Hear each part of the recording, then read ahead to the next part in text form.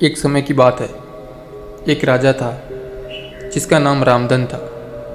उनके जीवन में सभी सुख थे।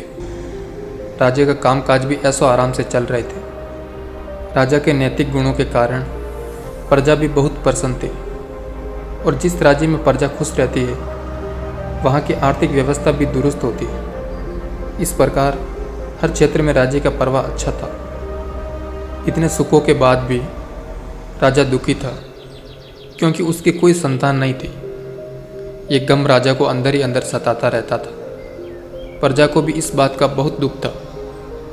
वर्षों के बाद राजा की यह इच्छा पूरी हुई और उसे एक पुत्र की प्राप्ति हुई। पूरे नगर में कई दिनों तक जश्न मनाया गया। नागरिकों को राजमहल में दावत दी गई।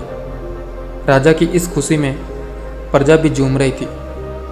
समय बीता जा रहा था। राजकुमार का नाम नंदन रखा गया। पूजा पाठ एवं इंतजार के बाद राजा को संतान प्राप्ति हुई थी, इसलिए उसे बड़े लाड प्यार से रखा जाता था। लेकिन अति किसी भी बात की अच्छी नहीं होती। अधिक लाड प्यार ने नंदन को बहुत बिगाड़ दिया था। बचपन में तो नंदन की सभी बातें दिल को लुभाती थी, पर बड़े होते होते यही बातें बदतमीजी लगने लगी। नंदन बहुत ज़्यादा जिद्दी हो गया था। उसके मन में अहंकार आ गया था। वो चाहता था कि प्रजा सदैव उसकी जय जयकार करे, उसकी प्रशंसा करे। उसकी बात ना सुनने पर वो कोलाहल मचा देता। बेचारे सैनिक को तो वो पैर की जूती ही समझते। आए दिन उसका प्रकोप प्रजा पर उतरने लगा था। वो खुद को पूजता हुआ देखना चाहता था। आयु तो बहुत कम थी, लेकिन अहम कई गुना बढ़ चुका था। नंदन के इस व्यवहार से सभी बहुत दुखी थे। प्रजा आए दिन दरबार में नंदन की शिकायत लेकर आती थी, जिसके कारण राजा का सिर लज्जा से झुक जाता। ये एक गंभीर विषय बन चुका था। एक दिन राजा ने सभी खास दरबारियों एवं मंत्रियों की सभा बुलाई और उनसे अपने दिल की बात कही कि वे राजकुमार के इस व्यवहार से अत्यंत दुखी है। राजकुमार इस राज्य का भविष्य है। अगर उनका व्यवहार यही रहा तो राज्य की खुशहाली चंद दिनों में ही जाती रहेगी। दरबारियों ने राजा को सांत्वना देते हैं और कहते हैं कि आप हिम्मत रखें, वरना प्रजा निस्सहाय हो जाएगी। मंत्री ने सुझाव दिया कि राजकुमार को एक उचित मार्गदर्शन एवं सामान्य जीवन के अनुभव की जरूरत है। आप उन्हें गुरु राधा गुप्त के आश्रम भेज दीजिए। सुना है वहाँ से जानवर भी इंसान बनकर निकलता है। ये बात राजा को पसंद आई और उन्होंने नंदन को गुरुजी के आश्रम भेज दिया। अगले दिन राजा अपने पुत्र के साथ गुरुजी के आश्रम पहुँचे। राजा ने गुरु राधा गुप्त के साथ अकेले में बात की और नंदन के विषय में सारी बातें कही।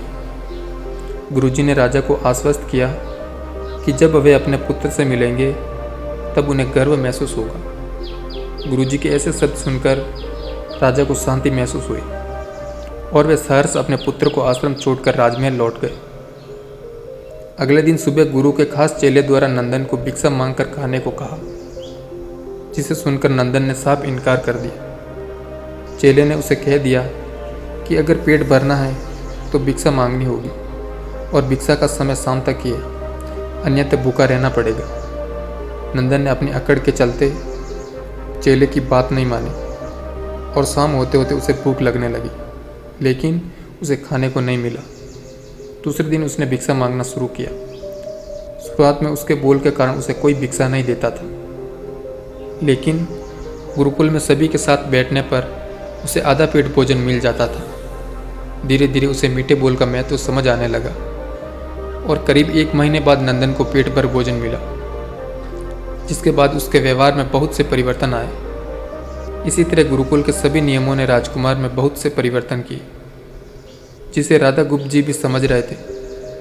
एक दिन राधा गुप्त जी ने नंदन को अपने साथ सुबह सवेरे शेर पर चलने को कहा। दोनों शेर पर निकल गए। रास्ते पर बहुत बातें की।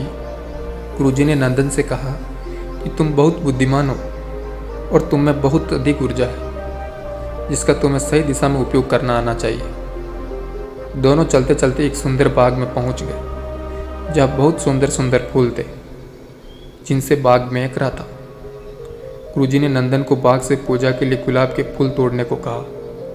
नंदन झट से सुंदर सुंदर गुलाब के फूल तोड़ लाया और अपने गुरुजी के सामने रख दिए। अब गुरुजी ने उसे नीम के पत्ते तोड़कर लाने को कहा। नंदन वो भी ले आया। अब गुरुजी ने उसे एक गुलाब सूंघने दिया और कहा, बताओ कैसा लगता है। नंदन ने गुलाब सूंघा और गुलाब की बहुत तारीफ की। फिर गुरुजी ने नीम के पत्ते चखकर उसके बारे में कहने को कहा। जैसे ही नंदन ने नीम के पत्ते खाए, उसका मुंह कड़वा हो गया और उसने उसकी बहुत निंदा की और इधर उधर पानी ढूंढने लगा। नंदन की ये दशा देखकर गुरुजी मुस्कुरा रहे थे। पानी पीने के बाद नंदन को राहत मिली। फिर उसने गुरुजी से हंसने का कारण पूछा।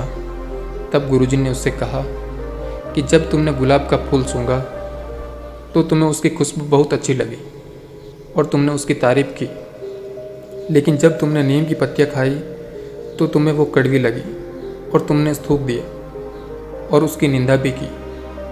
गुरुजी ने नंदन को समझाया कि जिस प्रकार तुम्हें जो अच्छा लगता है तुम उसकी तारीफ करते हो, उसी प्रकार प्रजा भी जिसमें गुण होते हैं उसी की प्रशंसा करती है। अगर तुम उनके साथ दुर्व्यवहार करोगे और उनसे प्रशंसा की उम्मीद करोगे तो वे ये कभी दिल से नहीं कर पाएंगे। इस कारण जहाँ गुण होते हैं वहाँ प्रशंसा होती है। नंदन को सभी बातें विस्तार से समझ आ जाती है और वो अपने महल लौट जाता है। नंदन में बहुत परिवर्तन आता है और वो बाद में एक सफल राजा बनता है। दोस्तों, इस कहानी से हमें ये सीख मिलती है कि गुरु की सीख ने नंदन का जीवन ही बदल दिया। वो एक क्रूर राजकुमार से एक न्यायप्रिय दयालु राजा बन गया। Thank you for watching.